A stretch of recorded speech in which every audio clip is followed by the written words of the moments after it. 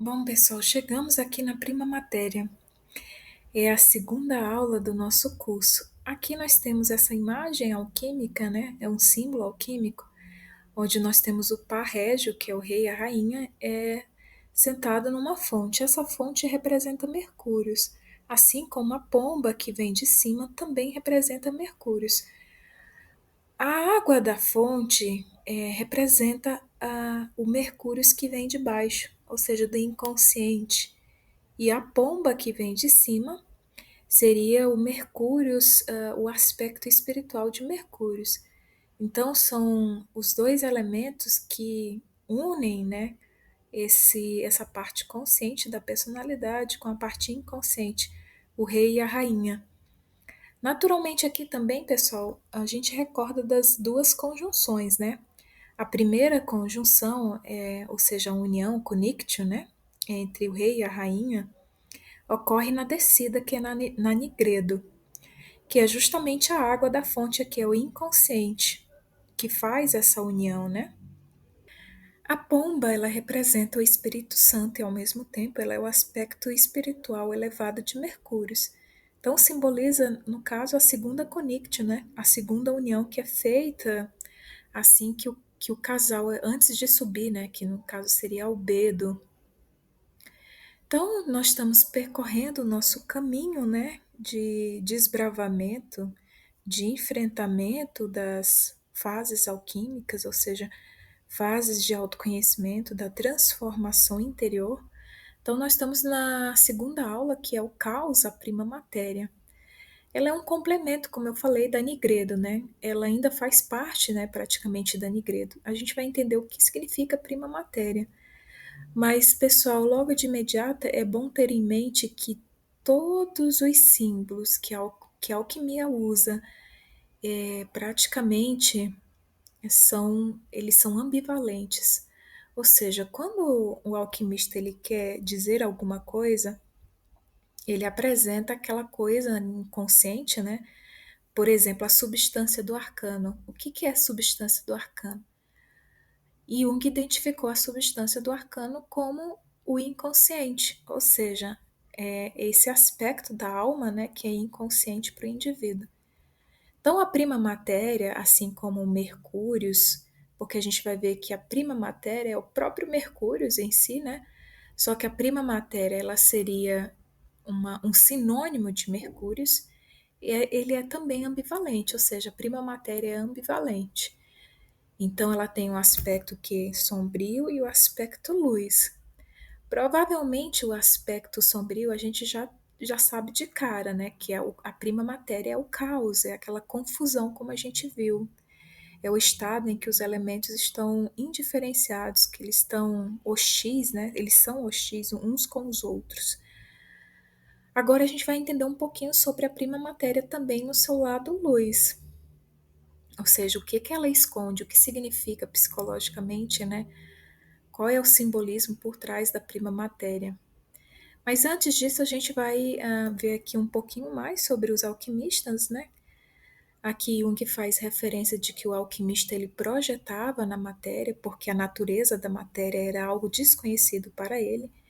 Então ele, ao investigar a matéria, ele acabava projetando, né? O inconsciente acabava projetando sobre a matéria aquele, aquele fundo psíquico do inconsciente, né? E aqui Jung fala o seguinte: assim sendo, o alquimista desconhecia a verdadeira natureza da matéria. Ele a conhecia unicamente através de alusões.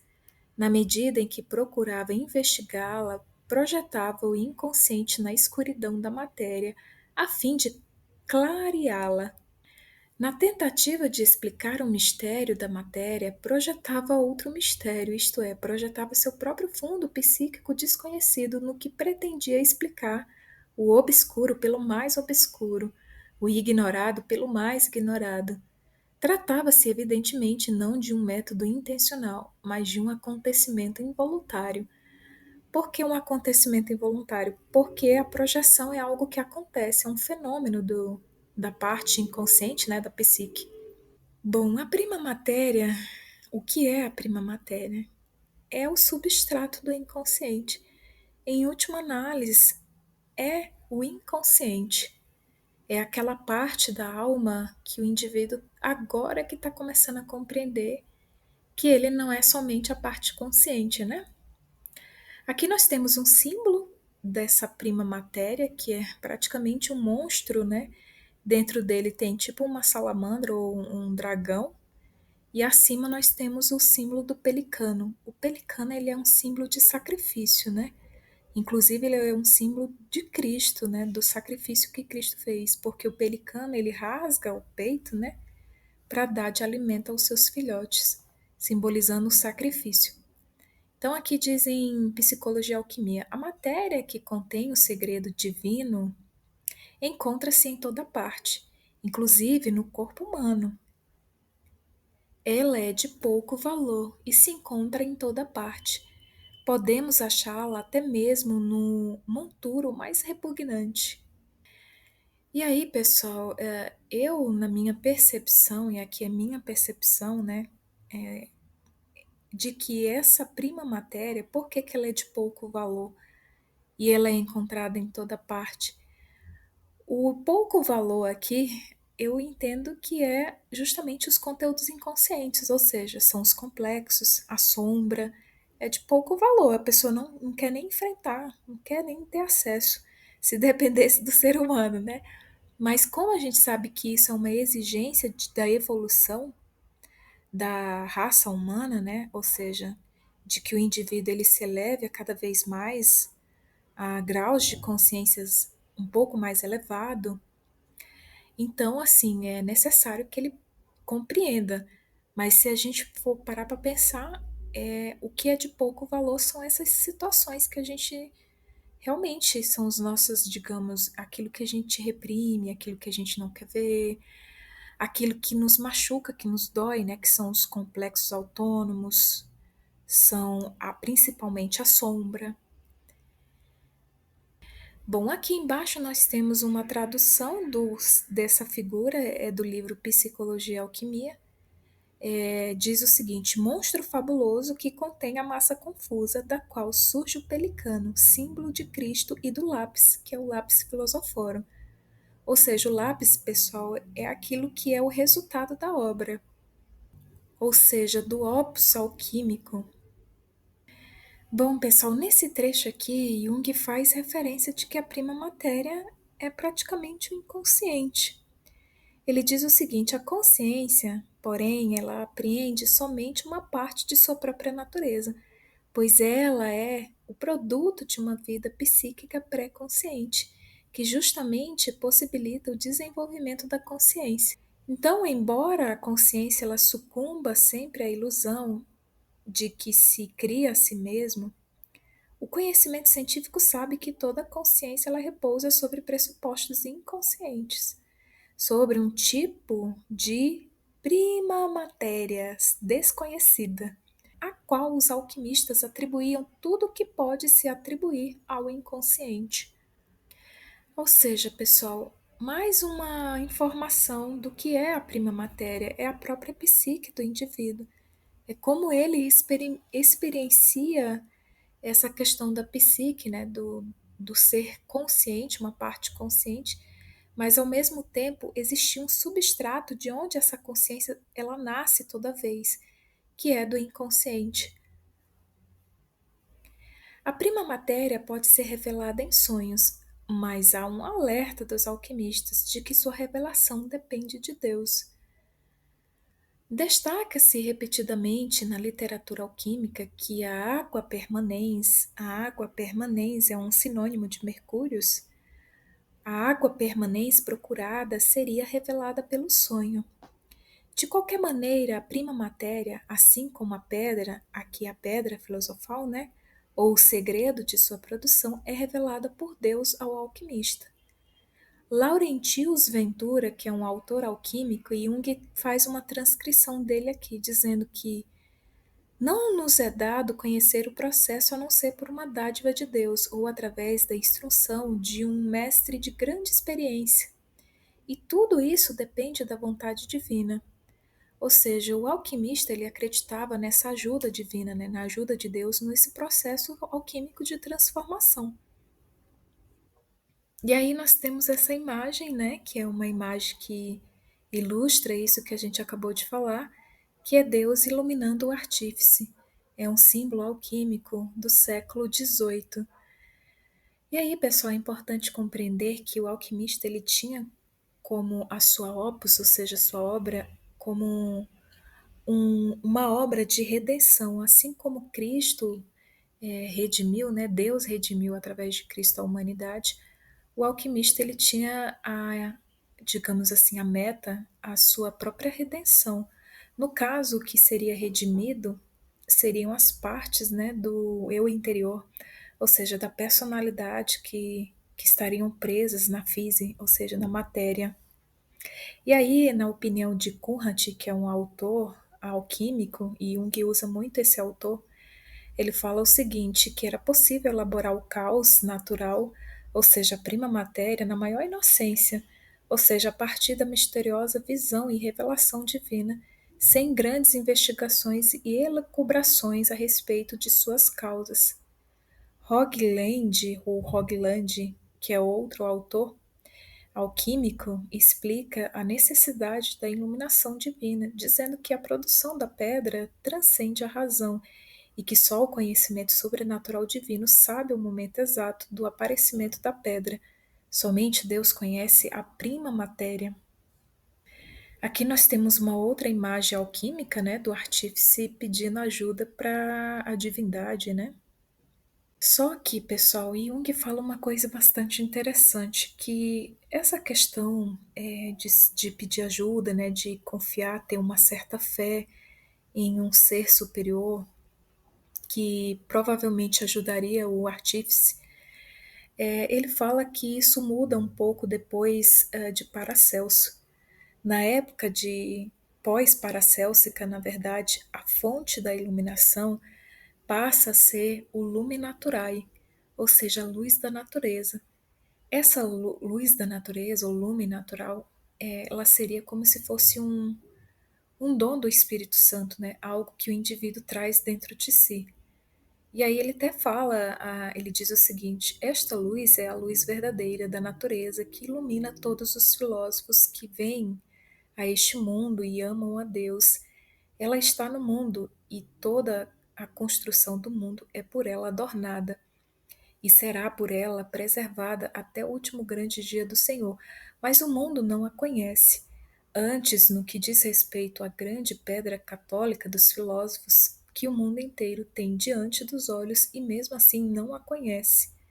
Ou seja, trata-se de um lume natural, né, de uma luz natural dentro do indivíduo que o indivíduo não conhece. E aí a gente faz uma relação com uma aula que eu dei no curso A Jornada Interior, né? Que o tema é sobre mitos e contos do homem primordial, que esse lumen naturae, ele representa esse homem interior, que em várias tradições é dado nomes diferentes, né? Por exemplo, Adão Cadmo, o Anthropos, ou o Atman, né, dos indianos, enfim, são vários nomes diferentes para representar essa natureza, essa luz da natureza dentro do homem. Na época pós-paracélsica, né, em que esse lume natural ele passa a ser a fonte de revelação, essa luz natural ela é inata ao homem e é o sol invisíveis, ou a imago Dei, ou seja, a imagem de Deus no homem, o arquétipo uno. A luz, Jung fala, né, a luz foi dada ao homem interior, ou ao corpo interior, que é chamado de corpo sutil ou corpo de sopro, como nos mostra claramente a seguinte passagem. Por isso um homem pode surgir com sublimidade, sabedoria e etc. de seu corpo exterior, porque toda a sabedoria e inteligência de que o homem precisa são coeternas com seu corpo e constituem o homem interior. Deus o deu ao corpo interior, que ele governa por intermédio do corpo interior e de acordo com a razão, porque só a luz da natureza é a razão e nada mais. A luz é que dá a fé. Deus deu bastante luz a cada homem, para que ele fosse predestinado e por isso não errasse. Mas ao descrever a origem do homem ou do corpo interior, constatamos que todos os corpos não formam senão um só corpo e uma só coisa em todos os homens, embora distribuídos segundo as partes bem dispostas do corpo, cada uma diferente da outra. E assim, quando todas se encontram juntas, só há uma luz e uma só razão. É um trecho do livro A Natureza da Psique. Ou seja, que esse homem interior, às vezes, ele é descrito como uma grandeza superior, como um homem cosmos, né? O grande homem, e que cada ser humano é como se fosse uma centelha divina desse grande homem, né? Desse homem interior. Ou seja, cada um traz uma fagulha que no caso Paracelso dá o nome de lumen naturae, ou luz natural. Além disto, a luz da natureza é uma luz que foi acesa no Espírito Santo e jamais se apagará, porque está bem acesa. E a luz é de tal natureza que deseja arder continuamente. E quanto mais ela arde, tanto mais aparece, e quanto mais demora, tanto maior se torna. Por isto, na luz da natureza existe também um desejo ígneo de arder. É uma luz invisível. Daqui se segue que só no invisível o homem tem sua sabedoria, sua arte, provinda da luz da natureza. O homem é um profeta da luz natural. Ele aprende o lumen da natureza, entre outras coisas, através dos sonhos. Como a luz da natureza não pode falar, ela constrói certas formas durante o sono, pelo poder da palavra de Deus. Pessoal, eu não sei se está ficando claro que o que a gente está vendo primeiro é o aspecto oculto espiritual que existe na prima matéria. Ou seja, algo de luz reside na substância arcana negra. Em última análise, algo de luz existe no inconsciente, ou seja, a forma como esse lumen natural que está presente na prima matéria. Como eu falei, a prima matéria não é só algo ruim, não é somente o caos, o aspecto tenebroso, não. Ela tem algo de que transcende a consciência humana. E aí Paracelso dá o nome de lumen naturae, né? Que tem a ver com esse eu interior, esse homem interior. E esse homem interior, ele se apresenta através dos sonhos, através dos símbolos dos sonhos, né? Se me permitir demorar-me um pouco mais sobre Paracelso e citar um determinado número de textos autênticos, foi com o intuito de fornecer ao leitor uma ideia aproximada da maneira como este autor concebe o lume naturae. Parece-me de muita importância, particularmente com relação à nossa hipótese da existência de uma consciência múltipla e seus fenômenos, que a visão característica dos alquimistas, ou seja, aquela das centelhas que brilham na substância arcana negra, se transforma, segundo Paracelso, no espetáculo do firmamento interior e de seus astros e estrelas. Aqui, pessoal, preciso parar um pouco para a gente entender o que ele está querendo dizer. Quando ele fala que existe uma hipótese, ou seja, Jung acreditava na hipótese da existência de uma consciência múltipla e seus fenômenos. Ou seja, ele queria dizer que a psique inteira ela tem várias luminárias.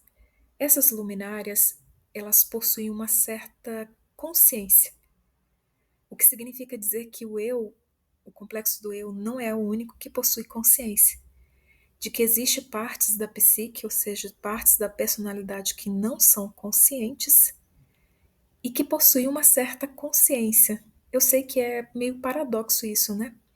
Mas vamos lá, vamos entender um pouco sobre isso.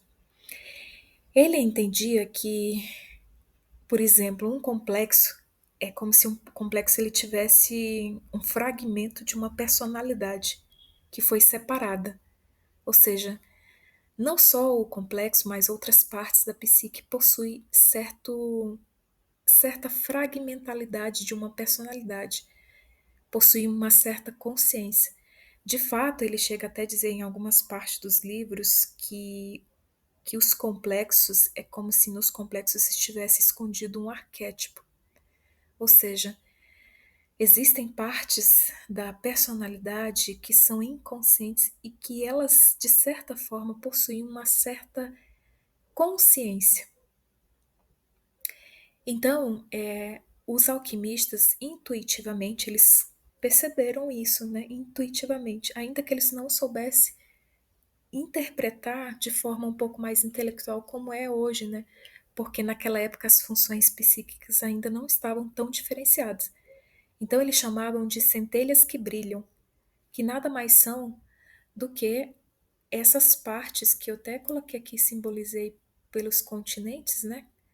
São partes da psique, são partes da personalidade que não foram ainda tornadas conscientes.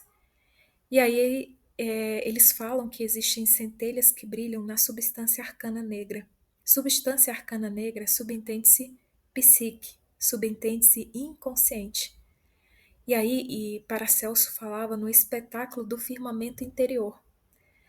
E aqui eu fiz até uma analogia aqui, né? Coloquei para a gente poder entender que esse espetáculo do firmamento interior seriam que os vários arquétipos ali dentro da psique e o eu dentro da psique, como aqui nessa imagem ao lado. Ou seja, Jung acabou descobrindo que a hipótese que ele suspeitava de que existia, os alquimistas já tinham descoberto, só que em forma de uma linguagem simbólica, né? E aí, voltando aqui ao nosso texto, ele considera, aqui falando sobre Paracelso, ele considera a psique obscura como um céu noturno, semeado de estrelas cujos planetas e constelações fixas representam os arquétipos em toda a sua luminosidade e luminosidade. O céu estrelado é, na verdade, o livro aberto da projeção cósmica, no qual se refletem os mitologemas, ou os arquétipos. Essas centelhas, essas centelhas que brilham na substância arcana negra, são em última análise os arquétipos, mas ele ressalta que existe uma centelha que brilha mais que as outras. As centelhas ígneas da alma do mundo, isto é, da natureza da luz, dispersas e jogadas na trama e através da trama do grande mundo, em todos os frutos do elemento e por toda parte. Ou seja, pessoal, é como se a psique dentro dela tivesse esses pontos de luz, só que eles estão em estado de negrura, né? Estado de negro. Primeiramente, eles estão em estado de negrura. Daí, pessoal, porque eu fiz essa analogia, né, com essa imagem que é bastante conhecida na alquimia, né, ou no hermetismo, do adepto olhando para fora, ou seja, olhando para fora do círculo. Aqui eu acho que existe uma correlação dessa imagem com o céu estrelado, simbolizando aqui mais ou menos os arquétipos, ou seja, partes da psique que são inconscientes e que elas representam de fato, de alguma forma, em última análise, elas representam também arquétipos. E aí, para corroborar com isso, eu trouxe um outro trecho em que o Jung fala o seguinte: as centelhas têm um significado psicológico claro para Dorn. Não sei se é assim que pronuncia, é um autor alquímico também bastante utilizado por Jung. Assim, esse autor ele escreve, ele faz aqui uma transcrição, né? Assim, o adepto perceberá pouco a pouco, com os olhos da mente, que algumas centelhas brilham cada vez mais dia após dia e crescem até se tornarem uma luz tão grande que, com o correr do tempo, se conhecerão todas as coisas que lhes são necessárias. Esta luz é o lume naturae, ou seja, a luz da natureza, que ilumina a consciência, e as sensitillae, ou centelhas, são luminosidades germinais que brilham de dentro da escuridão do inconsciente. Entre as centelhas, né, ou centelhas, entre as centelhas, ele distingue uma centelha perfeita do único poderoso e forte, que é o elixir e, consequentemente, a própria substância arcana. Se podemos comparar os arquétipos com as centelhas, é evidente que Kunrat acentua de modo particular um deles, e este é descrito como a mônada e o sol, e ambos indicam a divindade. Psicologicamente, a única centelha ou mônada deve ser considerada como símbolo do self, um aspecto que aqui apenas desejo mencionar. Então, na nossa figura aqui ao lado, eu coloquei uma luz que brilha muito mais do que as outras. Essa centelha é que ele fala aqui, né? Que é uma centelha que brilha muito mais, que é perfeita. E Jung fala que essa centelha que brilha muito mais é a mônada. Psicologicamente, ela se refere ao símbolo do self. O self é o símbolo da totalidade do indivíduo, é a síntese da união dos opostos, é o si mesmo, é a essência individual de cada indivíduo. Bom, pessoal, voltando aqui ao aspecto negativo ou sombrio, né, por assim dizer, da prima matéria, ela é um pedaço do caos primordial, aquela massa confusa que ainda não está diferenciada. E toda vez que a gente falar que não está diferenciada, subentende-se que está em estado de indiferenciação, ou seja, não foi feita a separatio, está tudo misturado e como está misturado, está num estado ainda arcaico de inconsciência. Então, ela é um pedaço do caos primordial, aquela massa confusa que ainda não está diferenciada, mas é capaz de diferenciação e que, portanto, de certo modo, é algo como um tecido embrional, ainda não diferenciado. Dela se pode, pois, fazer ainda tudo. O que há aqui de essencial para nós na definição da prima matéria é ser ela designada como massa confusa e caos, que é o estado primordial da inimizade dos elementos, ou aquela mistura desordenada que o artífice vai ordenando aos poucos por suas operações. E aí, em correspondência com esse número 4, né, dos 4 elementos, há de certo modo 4 etapas no processo alquímico, que é chamado de tetrameria. As 4 etapas, pessoal, foi a que a gente viu, né, anigredo, albedo, citrinitas e rubedo, caracterizada pelas cores, por sobre as quais a caótica substância do arcano ela atinge a unidade final, que é o uno, o um, né? Isto é, que é o lápis, a pedra, o qual é simultaneamente o homúnculos, o homenzinho. O homenzinho aqui é um símbolo desse homem interior, né? Do antropos, como a gente viu na aula lá dos mitos e contos sobre o homem interior, o homem primordial.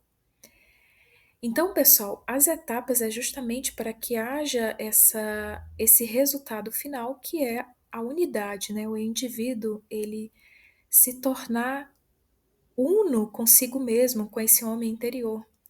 Ou seja, essa é a ideia da união dos opostos, né? É que se chega a essa síntese. Deste modo, o filósofo, ou seja, o alquimista, ele repete, né, na expressão da palavra, a obra criadora de Deus do Gênesis 1, que começa pelo caos, aí vai separando, né, céu e terra e vai criando, né, e vai estabelecendo uma ordem. Por isso, não é de admirar que ele designe a sua prima matéria como Adão e faça tanto este como aquele consistir dos 4 elementos, ou dele surgir. Ou seja, eles designavam a sua obra também, né, pelo nome de Adão, que é o Adão, aqui é o primeiro homem, né?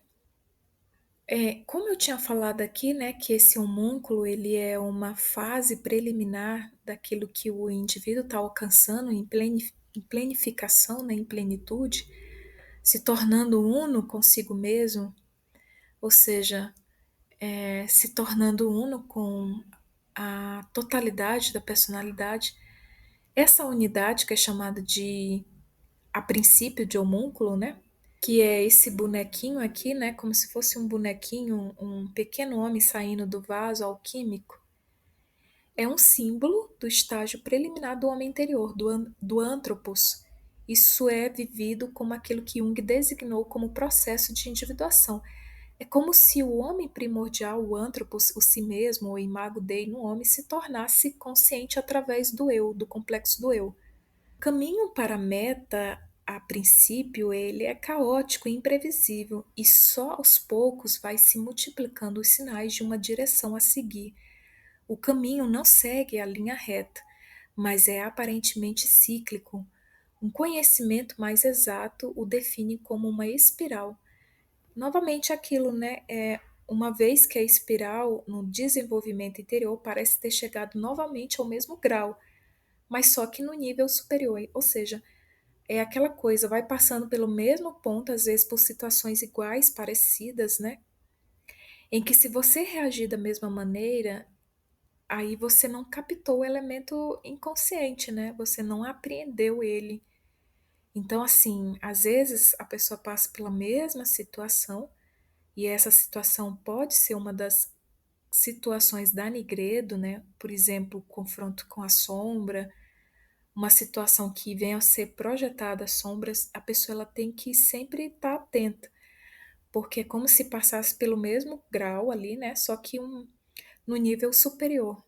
Passa por situações iguais para que vá, digamos assim, dissolvendo, né, essas partes da personalidade que está muito contaminada em relação à sombra, ao inconsciente coletivo. Por esta razão, a prima matéria ela coincide às vezes com a noção de estado inicial do processo. A negredo, que significa negrume, é a terra negra na qual é semeado o ouro ou o lápis, como se fosse um grão de trigo. É a terra negra mágica e fértil trazida do paraíso por Adão, e que também é denominada antimônio e descrita como negro mais negro do que o negro. Bom, a palavra antimônio aqui, né, ela faz referência a um elemento alquímico. O antimônio, como elemento alquímico, né, ele é empregado principalmente em ligas metálicas e em alguns de seus compostos para dar resistência ao fogo. Por exemplo, ele é usado em pinturas, cerâmicas, esmaltes, vulcanização, borracha e fogos de artifício. Lembrando que todo elemento alquímico, né, ele é um símbolo. Então, aqui não tem nada a ver com o nosso texto, eu só trouxe para a gente entender que existe esse elemento, né? Na realidade, pessoal, a gente vai ver que o antimônio, ele é, na verdade, um símbolo que representa um fragmento de consciência, portanto, um fragmento de luz que está, digamos assim, em forma obscurecida no inconsciente. Ou seja, esse fragmento de consciência, de luz, que a princípio ele se encontra de forma muito obscura, ele é representado pelo rei, o rei que precisa ser salvo. O antimônio, pessoal, é um fragmento de consciência que o indivíduo tem que resgatar do inconsciente. Como a gente viu, né, esses fragmentos de consciências, eles a princípio estão de forma muito obscura, o que em última análise são partes da personalidade do indivíduo. Mas Jung identifica o antimônio com filhos régios ou o próprio rei, né? Ele diz o seguinte: o pensamento de Michael Mayer, ou Michael Mayer, não sei como é que se pronuncia, que é um autor alquímico, de livros alquímicos, né? Ele diz que o pensamento dele é claro. O Filhos Régios, ou Rei, é para ele, como prova um texto que não foi citado, é o antimônio, que só tem um nome em comum com o elemento químico. Na realidade, trata-se da substância secreta de transformação que originariamente caiu ou penetrou do lugar mais alto dentro da matéria mais escura e profunda, onde aguarda sua redenção. Mas ninguém ousa mergulhar nessa profundeza a fim de salvar o seu rei através da própria transformação, na escuridão e no tormento do fogo. Não podendo distinguir a voz do rei, imagina ser o bramido caótico da destruição. Bom, aqui o rei tem um significado daquela parte da personalidade que ainda não se tornou consciente, né? Ou seja, que está aguardando redenção e que de certa forma é uma parte do eu, né? É, um, uma fração de consciência a mais para o complexo do eu.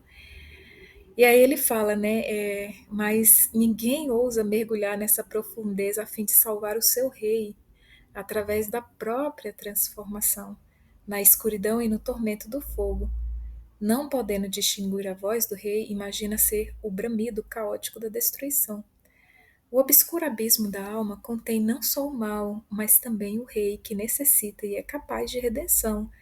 Dele dizem os alquimistas: no final da obra, o rei surgirá para ti, coroado com seu diadema, resplandecente como o sol, brilhante como o carbunco, fazendo aqui uma alusão a Rubedo, né? Ou seja, brilhante como um carbúnculo constante no fogo. E da matéria-prima sem valor dizem eles: não desprezas a cinza, pois ela é o diadema do teu coração e a matéria das coisas eternas. Essa questão do diadema a gente vai ver em outra aula que tem a ver com alguma coisa da cabala, né? O diadema, coroa, Keter, enfim. Na próxima aula a gente vai ver essa questão da prima matéria, quando Jung identifica ela também como a substância desconhecida portadora da projeção do conteúdo psíquico autônomo. Quando fala conteúdo psíquico autônomo, subentende-se um conteúdo inconsciente autônomo.